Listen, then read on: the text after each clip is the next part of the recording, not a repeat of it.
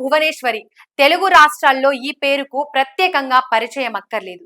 ఉమ్మడి రాష్ట్రం మాజీ ముఖ్యమంత్రి ఎన్టీఆర్ కుమార్తె, ప్రస్తుత ఆంధ్రప్రదేశ్ ముఖ్యమంత్రి చంద్రబాబు నాయుడుకు భార్య, అలాగే ఏపీ మంత్రి నారా లోకేష్ తల్లి. అటు cine hero Hindupuram hat trick MLA Nandamuri బాలకృష్ణకు స్వయానా చెల్లి.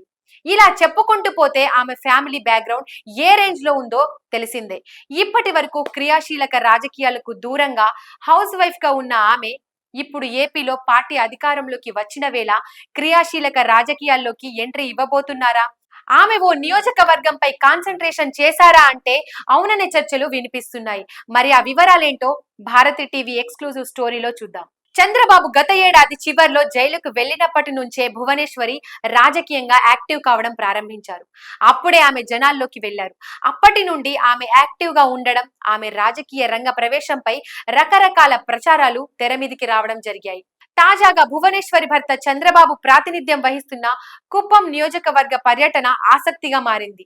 వాస్తవానికి గత ఎన్నికల ప్రచారం ముందే భువనేశ్వరి ప్రత్యేకంగా కుప్పం నియోజకవర్గంపై ఫోకస్ పెడుతూ వచ్చారు.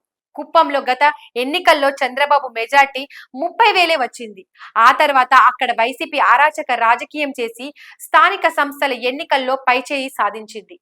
భువనేశ్వరి కుప్పం పాలిటిక్స్ లో ఎప్పుడైతే ఎంట్రీ ఇచ్చారో అప్పటి నుంచి లోకల్ క్యాడర్ కు ధైర్యం వచ్చింది.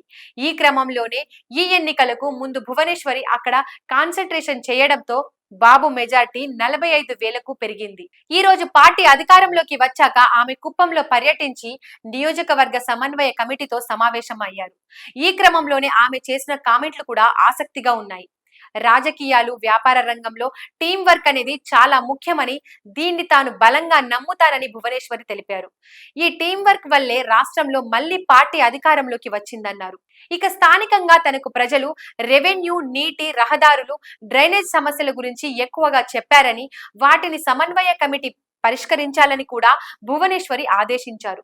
ఇక తాను ప్రతి 3 నెలలకు నియోజకవర్గానికి వస్తానని, ఇక్కడ సమస్యలను పరిష్కరించేందుకు కృషి చేస్తానని చెప్పారు. ఏది ఏమైనా నారా భువనేశ్వరి కుప్పం నియోజకవర్గంపై బాగా స్పెషల్ ఫోకస్ పెట్టినట్టే కనిపిస్తోంది. ఆమె భవిష్యత్తులో యాక్టివ్ పాలిటిక్స్ లోకి వస్తే ఖచ్చితంగా కుప్పం నియోజకవర్గం నుంచే ఆమె పోటీ చేస్తుందని చర్చలు కూడా స్థానికంగా వినిపిస్తున్నాయి.